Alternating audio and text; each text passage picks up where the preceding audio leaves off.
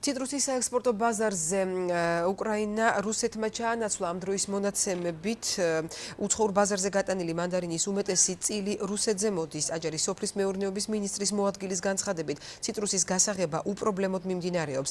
ამ დროისთვის უკვე მოხერხდა 30,000 ტონა ციტრუსის რეალიზება. არასტანდარტული მანდარინის რეალიზაცია და გადამუშავება კი რეგიონში მოქმედ საწარმოებში ხდება.